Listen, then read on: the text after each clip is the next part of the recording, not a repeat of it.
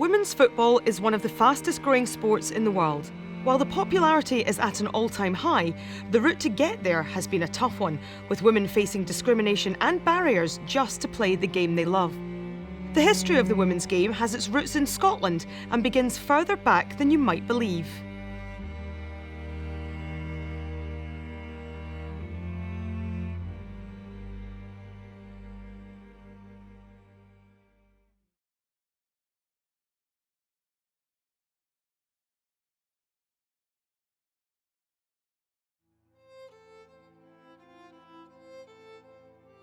The women's game in Scotland is a remarkable story, largely because it's been hidden, it's largely unknown.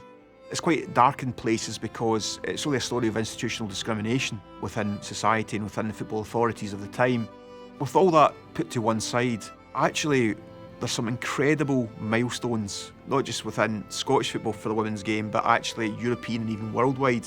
The first recorded evidence of women playing football anywhere in Europe is Carstairs village in 1628.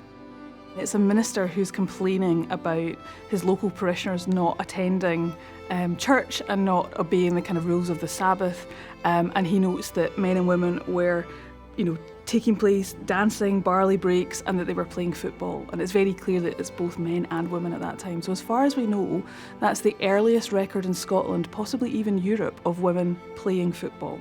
Women have played football for a very long time in Scotland, but they played fairly ad hoc games, maybe once a year, twice a year, for specific things, for annual fairs, or there were quite a lot of competitions of single ladies versus married ladies. The fact that it's always the married women that win suggests that this probably isn't a properly competitive match. This is a kind of fixed match. There's a kind of, an agreement here about which side is going to win. And the type of football they're playing is probably more akin to a kind of folk football, so kind of quite informal, not the same kind of rules and regulations that we would associate now with modern football.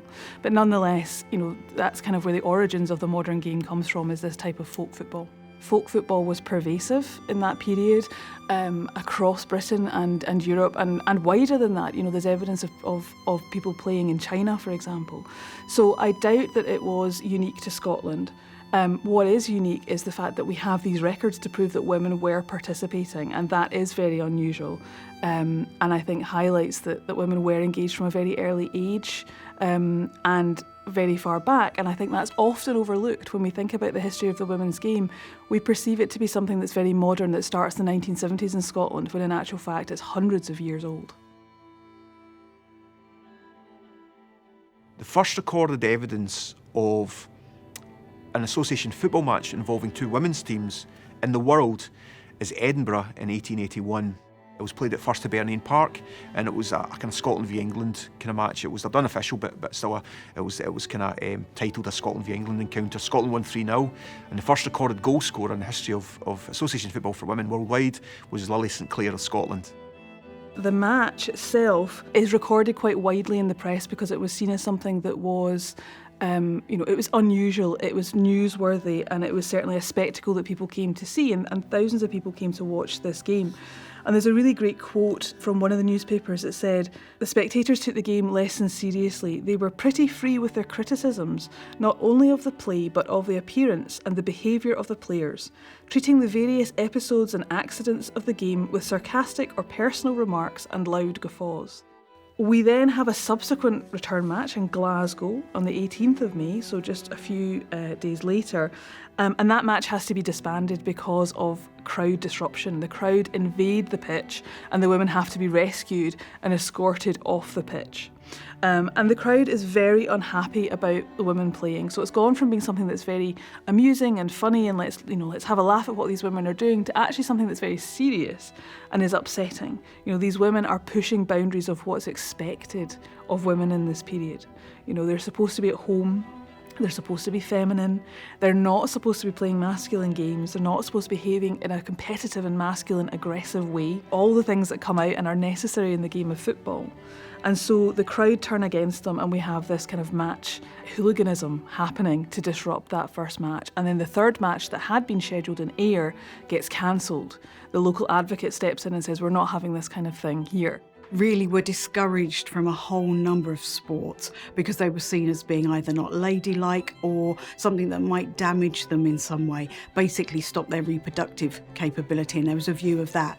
There was also a view, in the same way that there was a view that if women went to university, the power of their brains thinking would stop their reproductive organs functioning. So that's why they were discouraged from going to university. Equally, they were discouraged from doing sports for those reasons, unless they were deemed ladylike, and that's why you have women playing croquet and golf.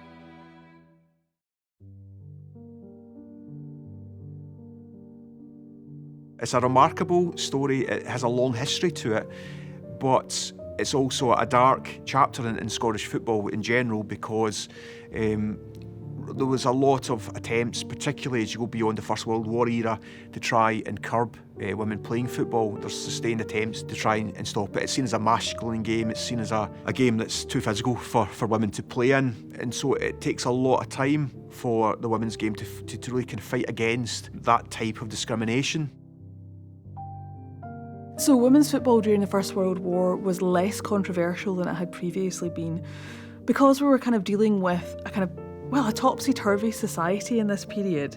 Men had gone off to fight and women were stepping into their roles in lots of different areas of society. It was less controversial, women playing football, because they were doing other so-called masculine things. And I think the fact that they were playing for charity also kind of smoothed the way for them in that sense. After the war, however, it's a completely different kettle of fish. We know that some of the women's teams, after the war finished, tried to continue. Now, when the war finished, the women were actively encouraged to leave their workplaces, to leave the wartime jobs that they had. Some of the teams disbanded naturally because the women were no longer in that factory environment, didn't have the time or ability to come together to practice and play and so forth. But there was also a backlash from the sports authorities, from the football authorities as well. Despite the increasing popularity and much-needed distraction that women's football brought during the First World War, in 1921 the English FA brought in a ban on women playing football, describing the game as unsuitable for women.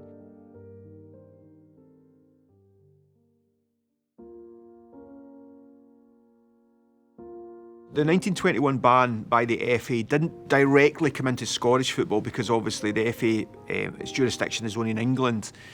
But that being said, the Scottish FA, in my opinion, effectively fell in behind.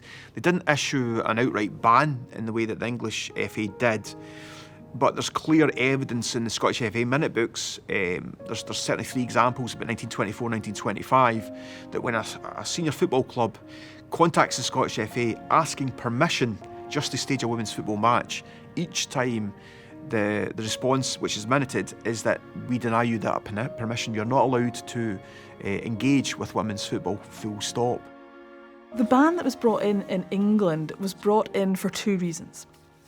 Or 2 official reasons, I should say. The first official reason was that there was a feeling that women weren't physically capable of playing football, and therefore, to kind of protect them from themselves, the FA were legislating against it.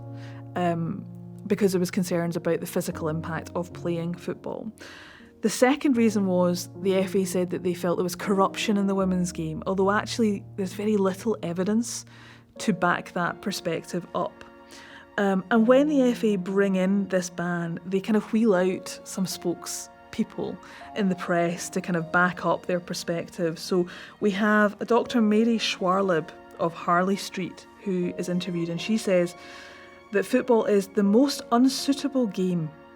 It's too much for women's physical frame. So, they're drawing on that medical discourse there to kind of legitimise this ban. They also have the Dean of Durham, Bishop Weldon, who says that he hopes that women can enjoy all exercise, which is so desirable for their health and their character. This does not, in his opinion, include football, and he is worried that those women that do will, quote, lose something of the refinement which is their womanhood's particular grace. It is my hope, therefore, that they will, in their own interests, choose other games of a less violent nature. But what's interesting about it is if you don't ask a question and you go ahead and you stage a match, there's no evidence to say that you get into trouble in a way that would have happened over the border with the ban which the FA had created. One example of that is a match between Rutherglen Ladies FC and the Edinburgh club, and it's played at Tannadice Park in Dundee. That's in the mid-1920s, and there's no evidence to say that Dundee United are get into any trouble for doing that. But certainly if you ask the question from the Scottish FA, you get a very stark response, which is we do not recognise the game, so don't host the matches.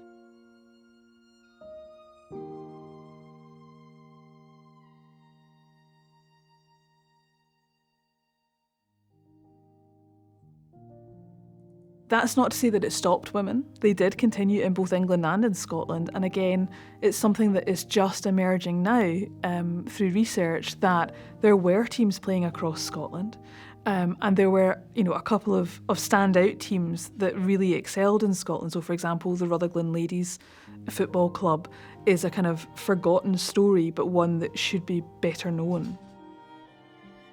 The Rutherglen Ladies Football team were established in 1921. So just as many of these teams that had played through the war were disbanding because women were leaving their workplaces and because it was just generally getting tougher to get access to facilities for teams to play, what happens with the Rutherglen Ladies is their manager, J.H. Kelly, is a very astute man, and he sees the writing on the wall. He sees that many of these teams are folding, and he kind of headhunts some of the star players from these munitionette sides, and what he creates is a kind of stellar lineup. He then takes his team all over Scotland. In the next kind of 10 years, they tour all over Scotland.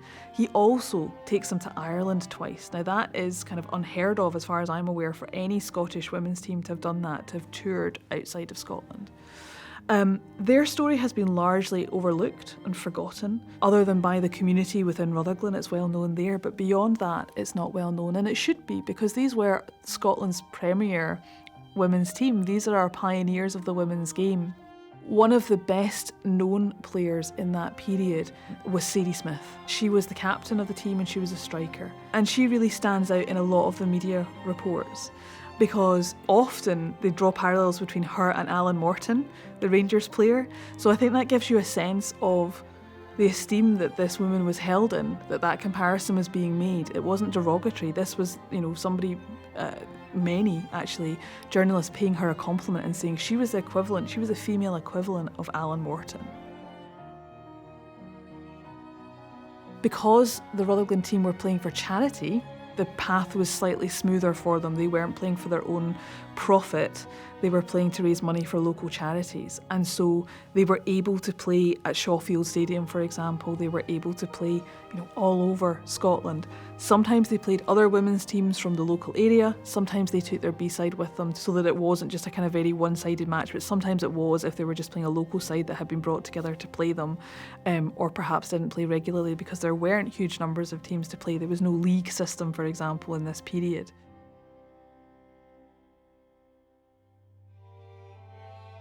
There's a great irony, whilst society was telling women not to play football, that it wasn't for them, that it was too masculine a game and all that kind of stuff, that they were encouraging them to go along to games in huge numbers.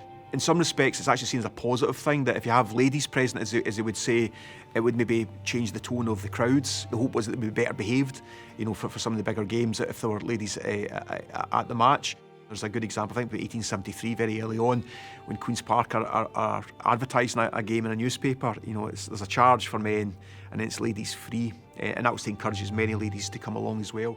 And they're asking the question then, well, if I can go and watch a man's football match, why shouldn't I be able to go and play in a women's football match as well? So they've been very much part of the culture of football going back to the very earliest time.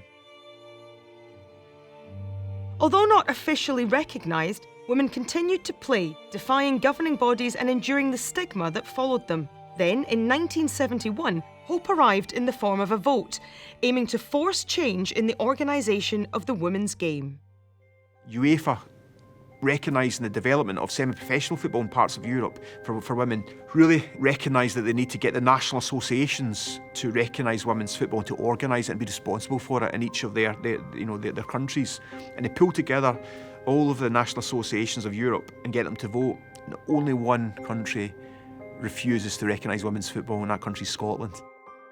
The official response from the SFA was that there really wasn't much in terms of development happening in the women's game in Scotland, which is not actually accurate. There were several teams playing, and several of those teams were going to England to play as well and were doing very well in England. They also say that there's no kind of commercial viability in the women's game, and that probably is slightly more accurate. But again, because they haven't been given the platform or the ability to develop, it's not really surprising that it isn't particularly commercial in that period. They clearly had strong views, because that's quite a stand to take, to be the only association in UEFA who votes against the motion that UEFA are recommending is accepted. The people who would have been on the board in 1971, even if they were only 50, they were born in the 1920s. And a whole lot had changed during that time, especially towards women in sport. But there might have been that hangover, just as there was generally in society, about what's suitable and applicable for women to play.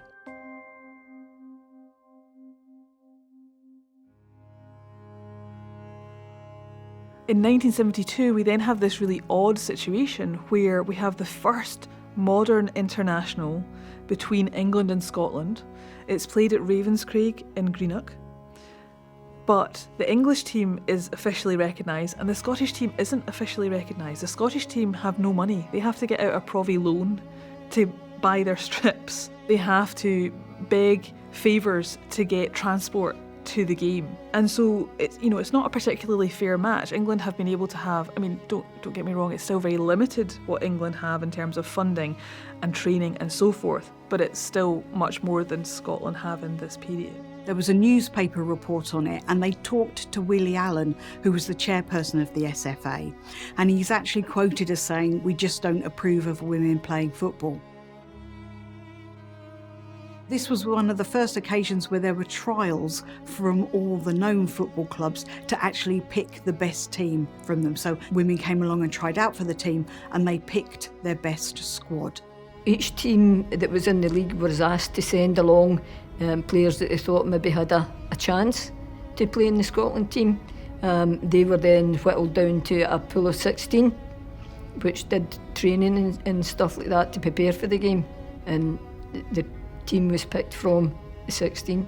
There are some people who stand out, and I think the name that most people will associate with this is Elsie Cook. Elsie was one of the first secretaries of the women's game in Scotland, and she was also the manager of the Scottish team for the 1972 match. So Elsie was regularly talking to the SFA, trying to get them to recognise the women's game, particularly after 71, where she can see what's happening in England, everybody else can see what's happening in England, and so she's trying to get them to see reason, and not even necessarily to support the game, but just not to stand in the way of its development, and to allow more flexibility for the clubs that are within the SFA to let the women have access to facilities, for example. There's some quite interesting backstories behind it, in terms of like trying to get the team together to practice was really hard. They were supposed to have organised a minibus to take the team to a training ground that Elsie had hired, and she'd asked somebody else to hire the minibus. So they're stood in the place where the minibus is supposed to be picking them up. Elsie asks where it is, and the response is, "What minibus?" because it hadn't been organised. So Elsie looks around, and stopped at some traffic lights is a furniture van. So she goes and knocks on the window and asks if they can have a lift to the training ground. And they could. So the team all got in the back of the furniture van and got a lift to the training ground. So it was kind of very ad hoc. They didn't have a full strip.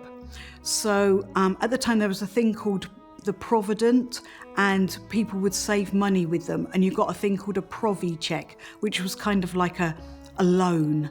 And Rose Riley's dad got a loan for Elsie to go and buy football shirts, dark blue football shirts.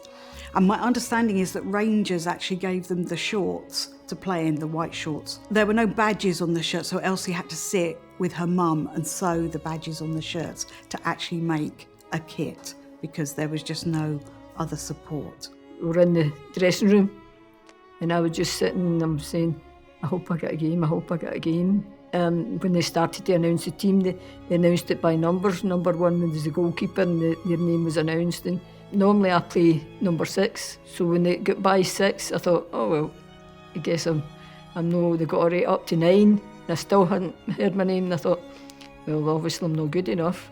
Then they said 10 was Margaret Macaulay. Well, I was just over the moon just to be selected.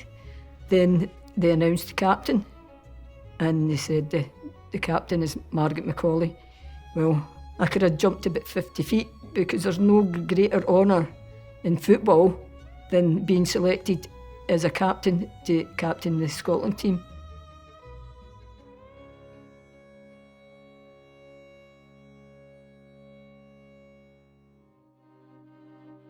So the match was played on the 18th of November 1972, and it was a bitterly cold and snowing day. The park was pretty bad. It was all snow and hard ground and things like that. But we went 2-0 up and we were quite happy at that. Then just before half-time, the England ran it away and they scored a goal, so that was 2-1 at half-time.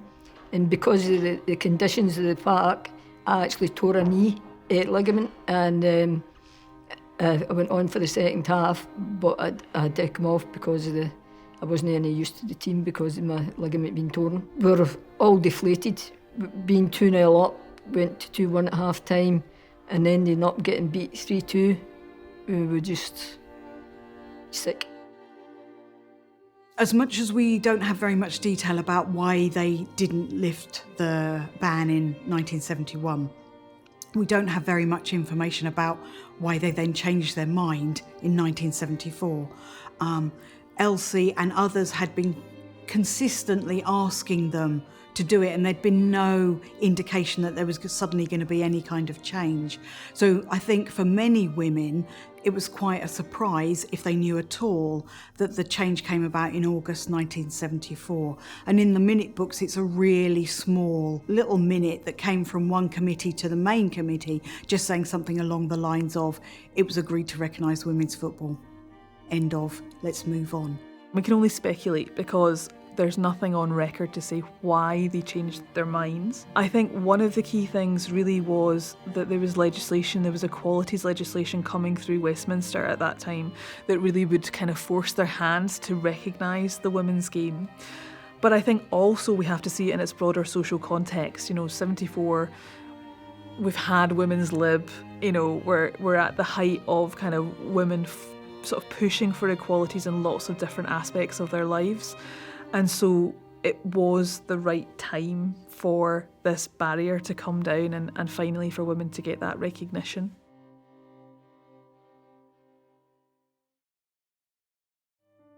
(1974-75) was the first season played outside of there being restrictions. But most of the women that I spoke to who've played at that time had very little knowledge that there'd been a change, so their landscape didn't change at all. It's really hard to speculate about how far the women's game would have advanced without the ban. I mean, I think there's no doubt that ban restricted the growth of the women's game. It also restricted the legitimacy of the women's game. There is a perception that women's football, and I think sometimes that still holds true, or until very recently it held true, that people can be quite dismissive of the women's game and they say, oh, it's not as good as the men. So when I'm teaching my classes about it and I hear students saying that, I always say, yeah, but you have to understand the context.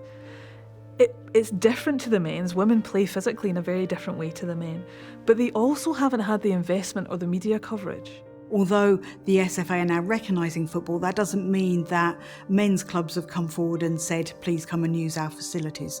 So the women were still playing in parks or using council grounds.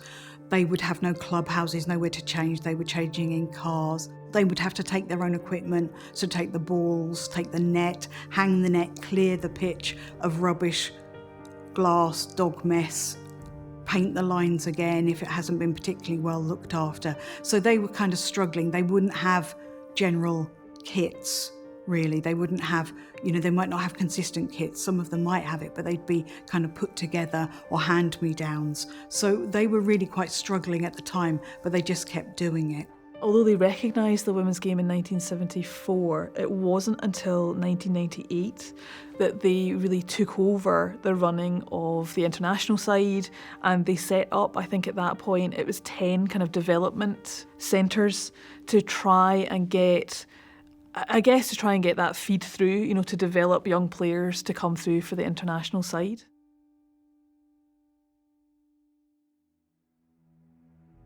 Although it was now officially recognised, barriers and stigma still prevented women from having access to the facilities they required in order to advance the women's game. As the 1980s and 90s approached, a new generation of players were emerging, standing on the shoulders of the early pioneers and determined to play the game they loved.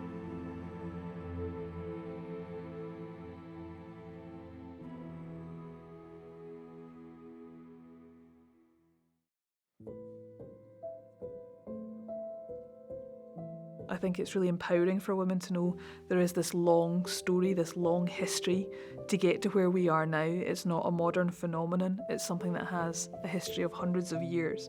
And there are all these women who pushed boundaries that we have overlooked or forgotten about that need to be celebrated as well. Uncovering that early history is really important, partly because it gives us a sense of pride in how far we've come and how important the game is to so many generations of women.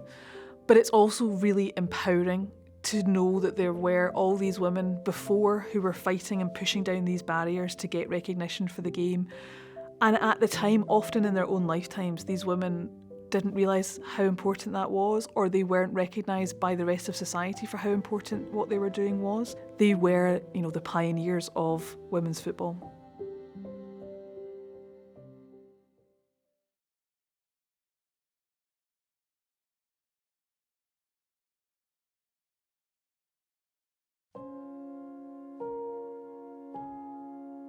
It's hard to imagine that until very recently, the idea of a young girl playing football was not only frowned upon, but actively discouraged.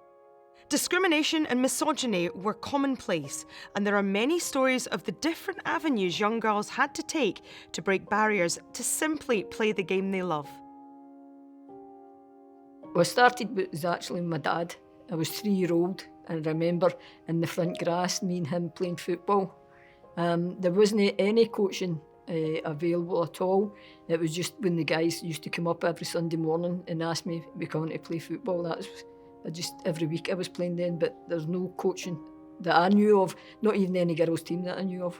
The wee girl running about chasing the boys and turned up everywhere with my ball, reckoning if I take a ball, I've got a chance of getting a game. It was just everything, it was every day you come in for school and that's all you want to do is play. I didn't know there was any other female that actually played football until I was probably 11. I started playing, kicking a ball when I was about 3 or 4, and I had 2 older brothers and an older sister. So I could play in my community, but in terms of infrastructure for girls to play then, there was nothing apart from senior women's football. I ended up playing for my local boys club, Clyde. When I was younger, I joined there about 8 because my mum was, I think, sick of me doing keepy-uppies out the back garden. And there was just such a limited amount of girls' teams at that point. And I remember when I was 12, which it used to be the cut-off for when you could play, my full team had to go up and they made a stand about wanting me to continue to play because there was limited opportunities and I was good in that team. And the league said no, so at that point then I had to move on to a girls' team and I was travelling. I think my mum ended up getting 2 or 3 buses to be able to try and get me up to East Kilbride to a girls' team because there was none local. When I was in primary school, I used to spend my breaks playing football with the boys. I didn't go and do skitting or whatever the rest of the girls were doing, so it was quite challenging. I think if you ask my parents, I was always kicking stuff around the house. My actual first memories was probably about 5 or 6, just playing football at school with the boys. I was quite lucky in the fact that at my primary school, it was a female who took our football classes. So she very much encouraged me from a young age, but probably from the ages of around 7 going forward, It was always parents on the sidelines when you played for the boys' teams. Girl can't play. It was more you were playing in boys' teams, kind of hand-me-down strips, you were playing in oversized clothes and stuff, but it was usually like boys saying that women can't play football, and I think that's probably the biggest thing that I remember growing up is that all the boys, they didn't want you to be in their team because you were a female. I think for me, that was probably the best thing that could happen to me, is being challenged by boys, because obviously genetics-wise they're much faster and stronger, so I was always used to being like tackled hard and having to try and run faster and stuff, so yeah, that was probably more so my challenges. Luckily I didn't mind playing with boys, so there weren't a lot of girls teams around. To be honest, I wasn't really going to be stopped anyway, because I just loved the game, playing football so much.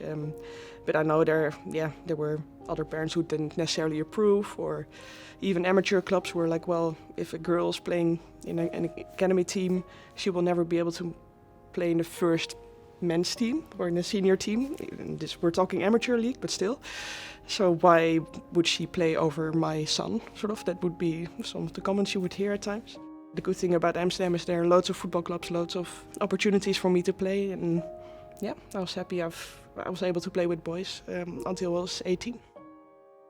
I was playing in a little local five-a-side kind of fete type thing with a boys team, and this man came up and said, "You should go and play with Student Ladies." And I'm like, "What's that?" So he gave me a number, and Elsie Cook, who's a big name in the history of the women's game, phoned me and said, "Come on along, Hen, you should come and play." And I'm like, "What, there's other girls?" And I remember showing up, and it was as if I was in a whole new world, with all these other girls playing. So that's when I get involved with Student Ladies and, in the club environment. It was all boys that played. My two brothers were very encouraging. So that's how it started for me. And then eventually I went on, it was my art teacher actually. So, I'm ever so grateful, because I was selected for the first time for Parkhead Primary. It was first girl to play for them.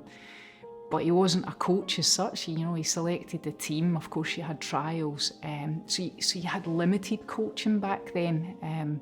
Probably my first experience of coaching was at 13 years old when I went to play senior women's football. It's quite hard to believe that now, but I was 13 and I played for a club called Edinburgh Dynamo. I wasn't allowed to play in my primary school team because they didn't have changing rooms. I was locked in a school because they had to put me in a different environment to get changed from the boys. I was the only girl, and the janitor locked me in one day, and I was like, oh my God. It was a pretty, like, one of these scary old primary schools, And then I just think, just generally accessibility, like my mum didn't drive, so being able to travel to football teams, it wasn't like it was on your doorstep. Yeah, I think it was hard, especially growing up. Many of the comments were always like, you can't play football, girls can't play football, you can't make a career out of it. Honestly, when I was really young, it didn't really bother me. When I started to get to the ages of 13, 14, where I knew my only love was football, and that's what I wanted to do, it started to get really hard, especially at school when you were made to pick certain subjects and stuff like that, because basically the answer was, you won't make a career in football. That was probably the hardest part for me, but I'm quite lucky to have had a supportive family and also supportive teachers at school that pushed me forward and continued to help me play. There's so many amazing stories of women's and girls football that have been lost, and even when I think back to when I ended up playing in the national team and stuff, we were paying £40 a month to play at the top level at the time, but doing bagpacks, doing all the stuff that you would see as a grassroots thing, but it was national squad players, it was players that were at the top of their game, getting changed in toilets when we were going away with national squad teams because we didn't have enough kit.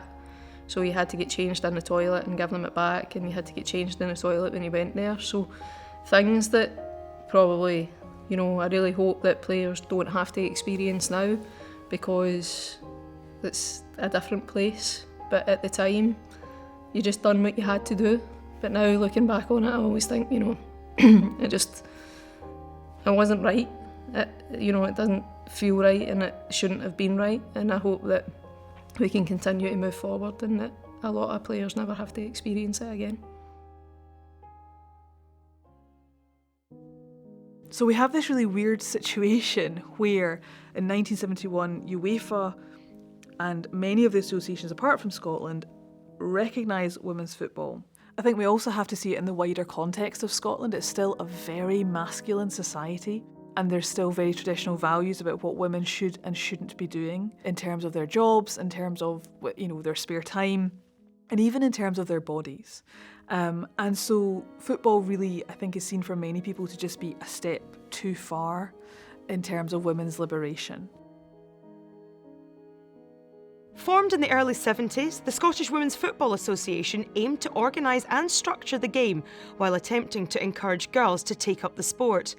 However, lack of media coverage and sponsorship meant many girls didn't know women's teams existed, and getting involved in football at youth level proved difficult for generations of aspiring footballers. So they issued invitations to the 12 teams that they were aware of to come to a meeting to talk about forming the SWFA, the Scottish Women's Football Association. So the meeting was held on the 17th of September in 1972. 6 teams sent representatives to that, and that's when the Scottish Women's Football Association was formed. So we have this very small embryo organisation that wants to put women's football on the map in Scotland. It wants to prove that it's popular, prove that it's of a high standard, prove that it's well organised. Football was just so entrenched as part of men's culture that it really wasn't something that was encouraged for women in that early period in the 70s and the 80s. It wasn't a commercial entity in that period either. That's a very, very recent phenomenon that we're starting to see, that commercialisation. And so it's a kind of vicious circle, it's hard to get media coverage without commercial sponsorship.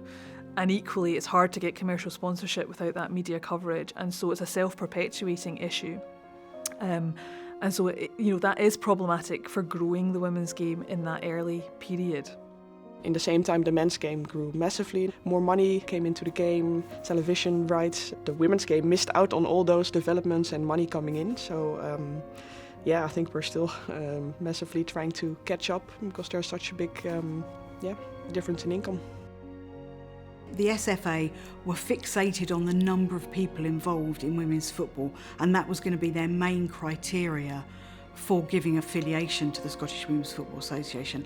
But again, they're in this vicious circle bit where without the affiliation, they can't get the sponsorship and the media awareness to grow the general awareness, to get more women playing or more women involved in the official side.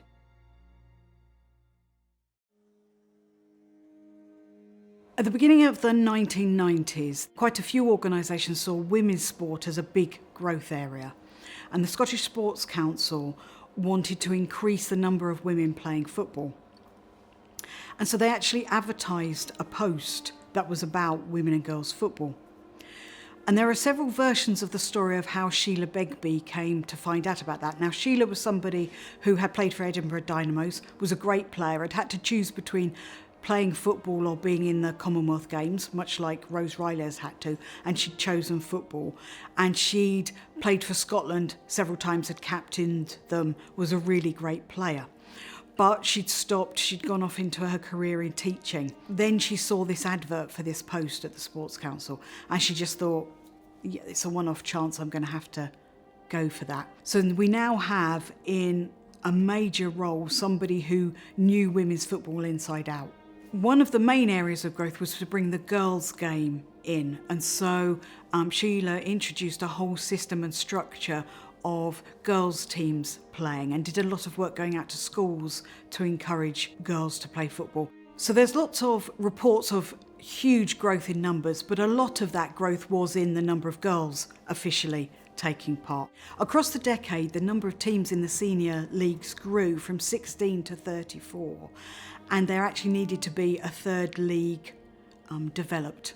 So you're seeing that even in the senior game, there's a bigger growth. And as that grows, more people come into the official fold. There are more teams and there's less reporting of the unofficial side. That kind of gets less, doesn't go away completely, but gets less in the 1990s as there's more emphasis on the official side. About this time, the Scottish Football Independent Review Commission had been called, and this was something that the SFA had asked for, to look at the future health of football in Scotland, and part of that included women's football. In February 1998, the SFA announced that it had taken on board one of the main recommendations of the Review Commission, and that it was going to affiliate Scottish women's football to the SFA. So it didn't amalgamate, but it did affiliate them, which was the aim that they'd been trying for since 1974. As a result of this, in 1999, they formed the Scottish Women's Football League, and that was brought together so that they could concentrate on gaining sponsorship, media coverage, and improving the game in that area. So again, it's all about the reputation of the women's game. The next step was in June 2000, it was decided to look at how the SWFA was organised, and that's when in 2000 it was approved to become Scottish Women's Football.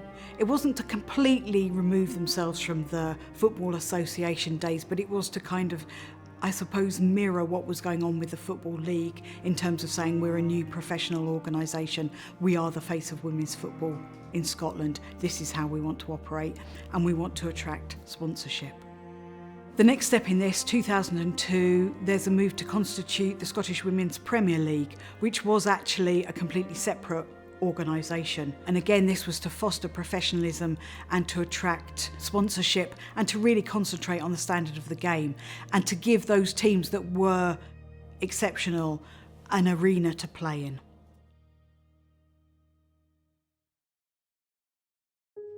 With next to no matches on television or reporting in newspapers, women's football continued to be silenced, while the men's game enjoyed uncharted levels of success, widening the gap between men's and women's football.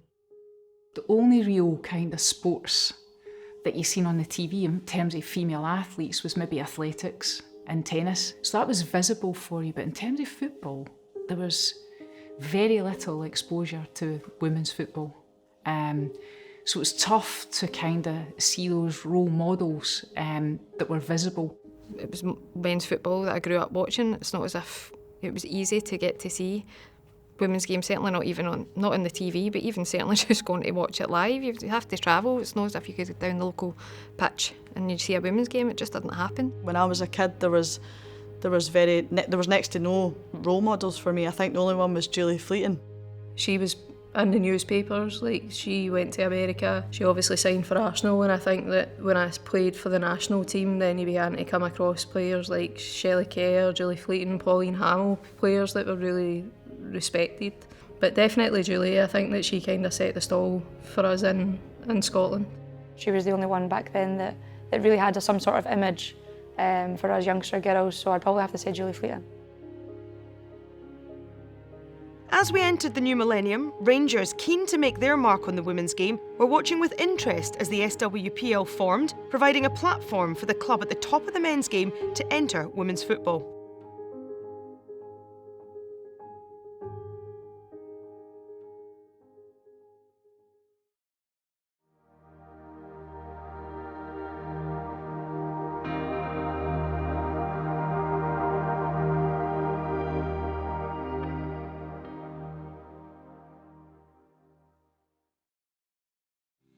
In the mid-2000s, Rangers entered women's football with the formation of an under-17s team. Gary Gibson would lead that journey, and in doing so, he was able to work with some of the most talented girls in the country who would go on to have fantastic careers both at home and abroad. As part of my role when I came into the club full-time, it was to work with the under-17s girls squad, and that girls squad was formed by a Drumchapel girls team who basically came into the club on a Sunday evening at the training ground for club development, and we kind of made the decision to bring them into the Rangers family and have a squad that would sit within football in the community. I joined in 2005. I played for a team up in Perth, and we actually played a friendly game against Rangers, and the seasons were coming to an end. And one of the coaches actually just got in contact with my dad and said, like, look, we're trying to improve the team and continue to grow, so would Lana like to come on board? And as a Rangers fan, that call was probably the happiest moment of my life back then. When I started with the under-17s, I was fully invested in bringing quality to the club. So I managed to bring Lana Cleland to the club at under-17s, which was a fantastic signing for the club at that time. Scottish international, Lana now plays in Italy, and she obviously played in our first team as well. So recruiting players like that, of that standard, was really important. We also had Erin Cuthbert here at the club. Erin came through the academy, played some games with the women's first team, but unfortunately at that time, just not having the kind of infrastructure, the investment, we lost Erin to Glasgow City, and then she then moved on, obviously, and having a really successful career down at Chelsea. Back then, it was obviously very hard for the women's game. Coming from where I came from, to then be training at Murray Park, training at the Ibrox facility as well, for me it was a massive eye-opener of what could be. So back then they were definitely further forward than the rest of the teams in the country, so for me it was absolutely a step up to train with these facilities. The squad would train in the Rangers training centre, as it is just now. I guess the only challenge that we had was the timing of training. So the first team might be coming in at maybe 8:30, 8:45 at night to train. So that was a bit of a challenge, but in terms of the actual facility that they had to train in, obviously the Rangers training facilities world class, and I guess the games were played at Petershill Juniors. So again, another decent facility to play your games in. We did look at other facilities like Clyde Football Club, Airdrie, Dumbarton, East Kilbride as potential venues for games, but just kind of fell out with the kind of budget that we had at that time.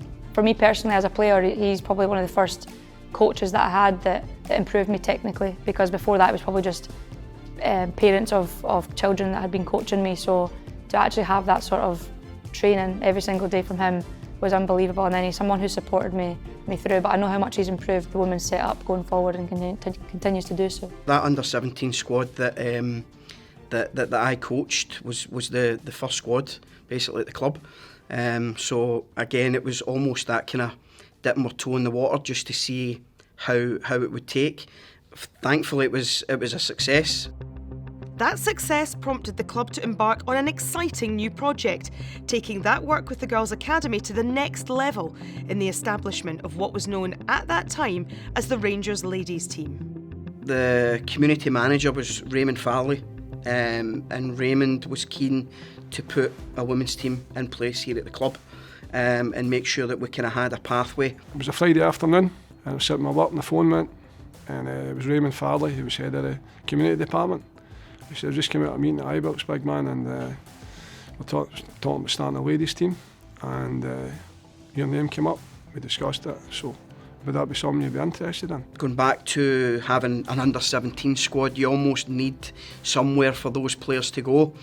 So there was a lot of discussions around how we were going to implement a first team, and I know that the club had various conversations with some clubs in the top league, but it was probably all about timing.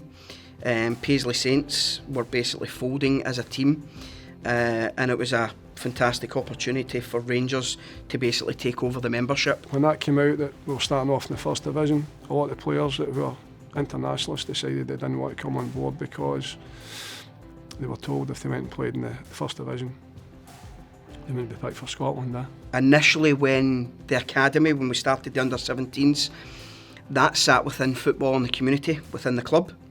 It wouldn't have had a budget as say, so the players at that point, probably across Scottish football, a lot of the youth teams would pay a certain amount of money just to kind of maintain and sustain the programme, and we probably looked at the academy as the way of kind of generating those kind of funds from the kind of subscriptions from the players to then allow the first team to then go and progress. There was a budget set aside apparently initially.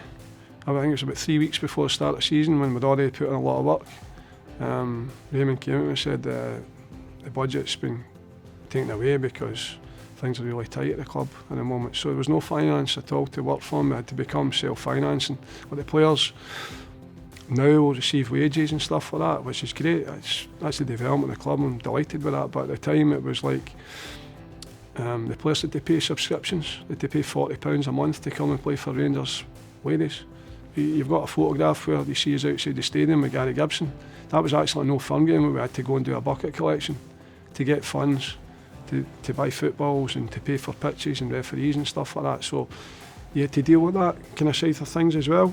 But we dealt with it because I'd bought into the project, the girls had bought into the project, so it was like, right, we're here, let's do the best we can despite not having any finance. The timings that we trained at 8 to 10 because there had to be no men in the building when we had training. Yeah, those were the difficulties that we had to face back then. Sometimes we didn't have a physio at games, at training, and that could go on periods at a time, and folk worked really hard to try and get folk in, but it just always felt like a battle to start with.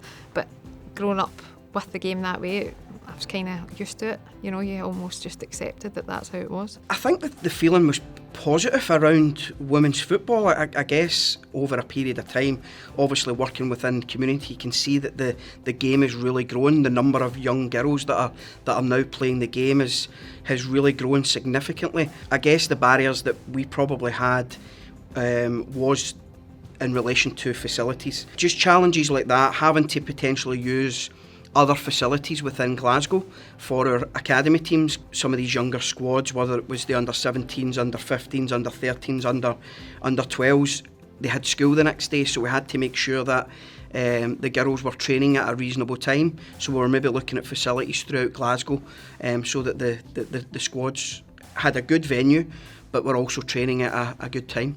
When I was in Scotland, I had to have a full-time job as well as playing football, and the massive part of me going to Italy was my full focus was completely on football. Be able to be a football player every single day and wake up and just think about how I was going to improve and get better every single day. So that was probably the massive part of me going to Italy. I think it was really significant when Rangers set up their team in 2008. It kind of, again, it's about this legitimacy is the best way to describe it. It's this idea that if these big clubs think this is worthwhile investing in and promoting, then suddenly that kind of takes everything to the next level.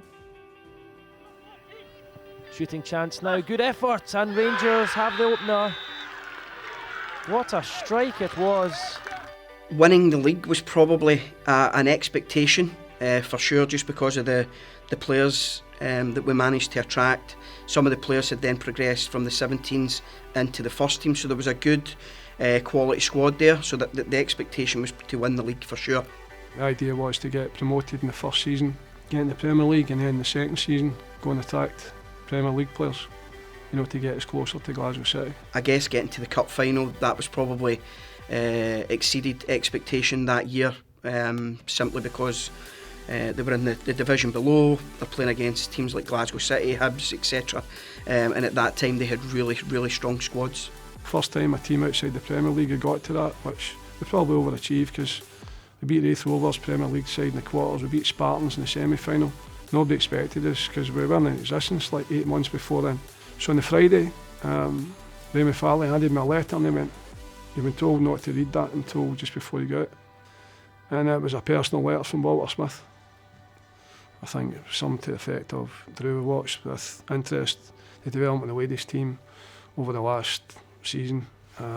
Congratulations on winning the league and getting promoted to the Premier League on the first time asking. And we wish you all the best for the Scottish Cup final against Glasgow City this Sunday. Best regards, Walter Smith." After a remarkable inaugural season in the SWPL2, promotion to the top flight coincided with other career opportunities for manager Drew Todd, and so the team, still in its infancy, had to continue without their promotion-winning manager. I was working as a PE teacher at the time, so my 3 nights a week and also my game at the weekend was on top of my PE teaching. And my bosses came to me and said, "There's a promotion here for you and there's more money involved, but you need to spend a lot of time working at weekends and possibly at night times as well." So that was my main job, which paid my mortgage, and unfortunately at that point I had to step away from it and hand the reins on back to Raymond. I left with a bit of regret, to be fair, because I started a journey and I could see progress had been made, and it's not me to leave a project, but ultimately I couldn't commit to every Sunday and training nights because of my main job commitment. On the 14th of February of 2012, Rangers entered administration. It was a dark chapter of an illustrious history, and the effects were felt on the women's team. The side had been expected to push on for trophies. However, funding dropped and resources were scarce as the men's team were demoted and had to climb through the leagues and work their way back to the top. It was a difficult time for everybody at the club, but I guess as individuals we had to make sure that we maintained the level of standards that we would expect here at the club, and we've done that, and we've done it well. We did have challenges, we can't get away from that, but as I said, the women's team and the girls' academy still sat within, at the time it was probably soccer schools, so we were kind of bringing money in and revenue in for various different things to allow us to maintain and continue the girls and women's programme. And again, the players in the academy were still paying monthly fees, which again supported what we were doing. There's also been some financial difficulties in the club where the men's first team were put down some divisions, so it had an impact across the whole board, and that's probably the main focus, that the men's first team had to get back to the top leagues before there's more investment from the club towards the girls and women's side. And you've probably seen that when the first team progressed towards the European stage again, and probably become a bit more secure. That's probably when you've seen the kind of relationship with the players getting full-time contracts and become a bit more serious. Angie Hind was a first-class coach, excellent individual, and obviously has a really good playing career. I think when Angie came in, she brought a group of maybe 4 or 5 really key players at that time, that really allowed the team to really push on, and they had an excellent season. I think they finished second that year under Angie and Michelle Barr, who was the first team coach. I had came home to work with the national team as the assistant coach, and had done that for 2 years, and just felt that it wasn't really something I wanted to continue. So I didn't renew my contract, and I thought I want to try something else. And of course, in that time, Raymond Farley, who I knew very well from his time with the Scottish FA, contacted me along with Gary Gibson and said, "Hey, come on, can you help us out a little bit? We really need some help." And of course I was drawn to that, and I thought, right, okay, I'll do it temporarily, I'll help a wee bit. And you kind of know how all that pads out. It ends up being you're doing about 60 hours a week voluntary for the club. But we had the youth set up, so we had 13s, 15s and 17s. And the 13s, 15s and 17s were the best in the country. They had so many good youth players. They were winning the league and the Scottish Cup, and they were really talented. But the problem was then, as it always is in the women's game, the jump from 17s to senior is a big one.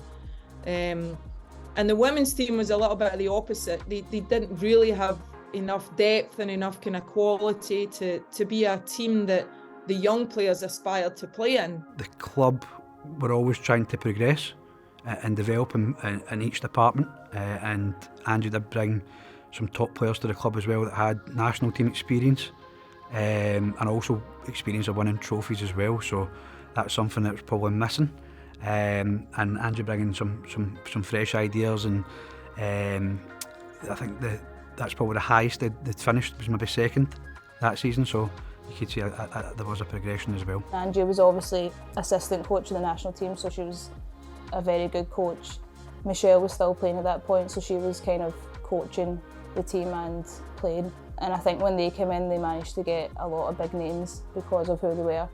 As a player, you look back and you've got certain coaches that you remember just having a massive impact on your career, and I think they two were the coaches for me that just took me to another level. I think before that I probably wasn't really that focused. They just came in and it was all about winning and demanding standards every single day, and I think at that point I kind of changed as a player when they came in. I said, well, if we're going to do this, we need to do it right, and you got to help me here, because there's going to have to be some financial support, some resources, and credit to Raymond, he found a way, and we negotiated for some time, but it was great, because I basically said we need a training facility that allows these guys to train at a good time, not at 8:30 at night.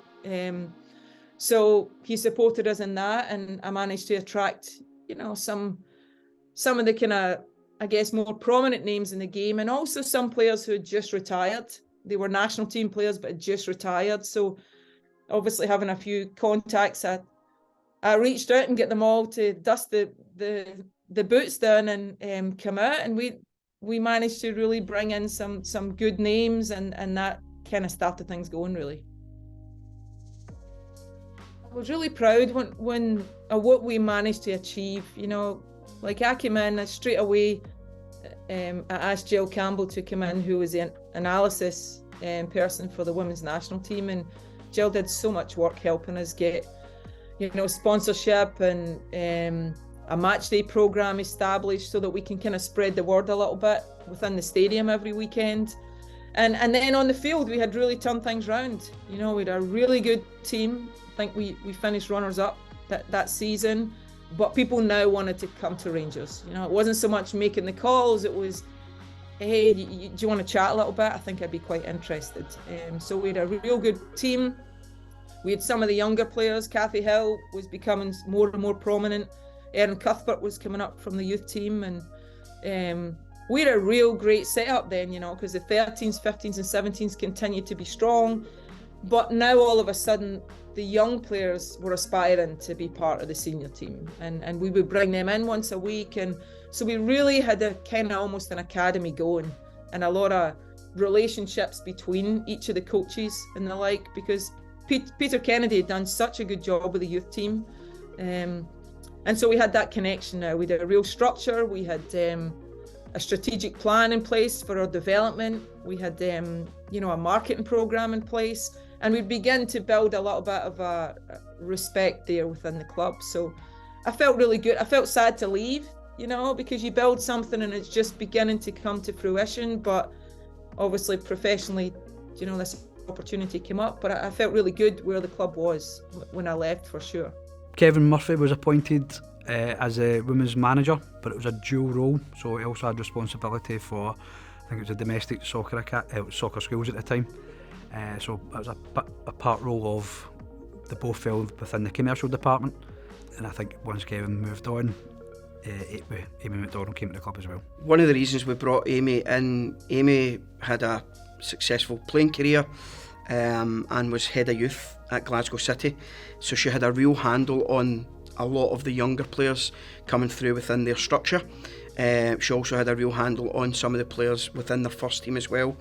And obviously they were kind of driving force within Scottish football, so it was really, really good timing bringing Amy to the club. At first, when I came into the club, I just came in as head coach, and then in 2018 I became full-time overseeing the women's and the girls' programme. It just became so all-encompassing, and this drive and this passion, and you knew the potential, and the players were fantastic because they just bought into everything. They bought into trying to be more visible across the club and trying to be seen more, because we were under the cupboard.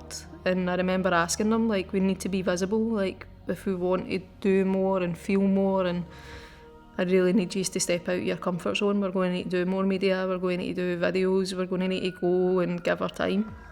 And they done it so well. They represented the club so well. It's been really good to see Amy's development, just in terms of the women's first team becoming professional. I guess everything that we aspired to put in place and having that investment, it's now allowed Amy to go and put lots of provision in place in terms of sports science, goalkeeping, basically everything that the men's and the academy teams have got. It's allowed Amy to go and implement a lot of that within the football club. Everybody tried their best, but there wasn't the resource. Like, ultimately it was Gary Gibson was overseeing it at the time. Katrina would help me kind of book pitches, but everything else from top to bottom. And I was so fortunate to have really good people around about me, or else I don't think we would have been able to continue the momentum. Changes at board level in 2015 ensured the men's team were on the road to recovery. Major investment was made both on and off the pitch. However, it wasn't until Amy McDonald met with the board in 2019 that major change began to happen. When you started to speak to people and they started to understand the situation or the constraints that you were working under, then you really began to have an appreciation. I think that really collided well with the fact that the women's national team were doing so well, and they obviously qualified for the first ever time for the Euros. Dave King at the time had seen that and had watched that, and at that point in 2019 I remember it vividly because I was out walking my dog and I get this email basically saying, Amy, I'm really interested to hear more about, and it came up like with Dave King's name, and I thought, that's spam. It's not like the actual Dave King emailing me while I'm out my dog, and I thought, no, it must be. And in fairness, like, I genuinely don't think that it would have happened so quickly, the transition at the club, if it wasn't for him and for his absolute buy-in, as well as some of the other board members, Julian Walter and stuff, who absolutely began at that point to believe that women's football was the future. It's been a really long journey, and I'd like to pay credit to whether it's Gary Gibson or Amy McDonald, the former women's and girls football manager, for all of the years of building up the women's team right from 2008 when it became the Rangers women's team through to 2020. There was a lot of commitment and really encouraging the rest of the club and the boards to believe in the women's football. So there were so many people, too many to mention, that were involved in that journey, and I think they can all take great pride when they now look back and reflect on where the Rangers women's team is today, and I think where they're going to go in the future as well. What we put in place, we felt at some point, if the investment came from the club, we had basically put an infrastructure in place that would allow young players in that pathway to come up through the club and into the women's first team. I think it was inevitable, wasn't it? It's got to happen at one point. It's just when, a case of when. You need somebody to take notice and take a leap of faith and to take it there. It's always been there. The market for it is there. You just needed somebody to back it. So I did believe that it would always happen, but I just didn't know when, and I think when it did, it all happened very, very quickly. I think ladies represents the past. It represents an era of a time of chivalry and a real difference in etiquette. And the transition to being Rangers women almost started to epitomise the journey that we were on, because we wanted to be modernised, we wanted to be involved, we wanted to be seen. So that was a really big moment for us as well, because Rangers are a club steeped in history and tradition, and albeit it seems like such a small change, but it's so significant because it was if we want to be modern, we want to be innovative, then every single thing that we do has to be right, and that was part of it, that rebrand from ladies to women. It's honestly so hard to think back. Like I touch on, you're not getting inside until under 10 boys come. So the difference between now and then is absolutely massive. I genuinely can't believe that the changes that the club have put in place, and of course we're so thankful for that. Of course, I would still like to say that there's still a lot of work to be done, because I see what my friends in the national team, what they get at their clubs, but look, it's a long process, and it's something that the more that we achieve things and be successful here, then I know the club will continue to improve. In 2019, history was made as Rangers became the first full-time professional women's team in Scotland. It was a huge step, not only for the club, but for the women's game in Scotland. There's a number of members on the Rangers board that believe strongly in the growth of women's football, and I think we believe as a club, when we talk about our one club ethos, that the women's team is really central to that. We were the first club in Scotland to professionalise the women's team. That meant that all of the players became full-time, all became full-time professionals. The team was also then training at the Rangers Training Centre, an elite facility. And it was from there, really, we increased all the elements that go around, a professional elite football team, in terms of the medical provision, in terms of the sports science access, scouting and recruitment, making sure that all of those other services that allow the men's team and the boys' academy to be elite were also transferred across to the women's team. You just need to look at, I guess, the investment that's been put in from the football club, and the board have obviously backed it over the last couple of years, which then takes things to a whole new level. The players are in an environment similar to the men's. They're in a good time, they're training full time, so you're basically creating athletes for the women's game, and then that again motivates the younger players coming through the academy to really step their game up to try and progress into the first team and become ultimately a professional women's first team player. It speaks for itself when you drive through the blue gates at the training centre. The facilities are amazing. You've got amazing grass pitches that we use when we're going to be playing on grass, and you've obviously got great AstroTurf. It's probably the best AstroTurf in Scotland as well. So yeah, the facilities are fantastic, and the amount of staff that we have here as well is unbelievable. You've got from the manager to 2 assistants, you've got a kit woman, you've got an analyst, you've got everything that you need as a professional footballer. It was massive for any club to come out and say that they're professional, but I think, for me, I think the turning point was when Scotland got to the World Cup. When they got to the World Cup, more folk took notice of it. You know, it's like the women's game is there to be recognised, it is there to be shown. And I personally think that the reason the Scotland national team were so successful is because a lot of players who play for them play in professional leagues out with this country. I think if you look at Scottish football, everyone wants to see your Rangers and your Celtics being up there, so I think the women's game was missing that competitiveness. I think that it's just going to continue to improve, because even if you ask foreigners coming from the outside, you know, the 2 biggest names, so everyone's always asking me now about Rangers, Celtic, what are they doing, so it's unbelievable to see how well they've done over the last few years. You know, a global brand of a club investing in women's football, and there's only one thing happens after that, then other people start to do similar. And you need a competitive environment, and you know, I think as a club it was a really, really good decision, and as I say, you have to have equality and equity, and so for girls and boys that have a passion and want to play for, you know, this global brand of a club, and Rangers, they've got equal opportunities. It's absolutely immense, and it just brings me so much joy to see what's happening.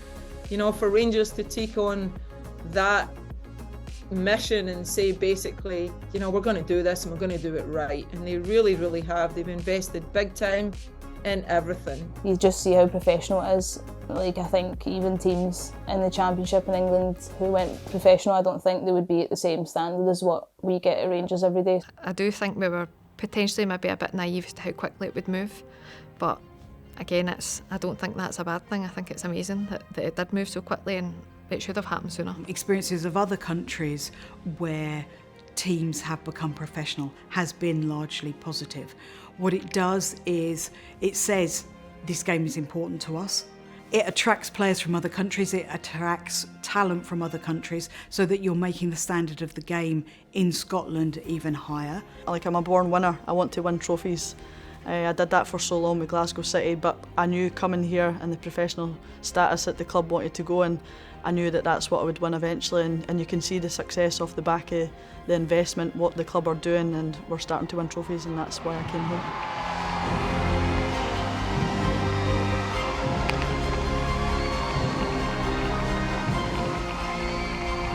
For me, it marked the completion of a journey, like to go from my mum washing the strips to being fully integrated at the training centre, to have a group of players that absolutely bought in and gave everything. It also represented the decisions and the belief that women's football was the future. To do it for a club that I've loved so much as a kid was so special. I remember my mum and dad were there. My dad battled quite a hard illness for about 6 months at that time, and it was one of his first games back. It was probably the best emotions I've ever felt in a Rangers shirt, and the proudness of my team and my staff, the hard work that everybody put in that year was unbelievable.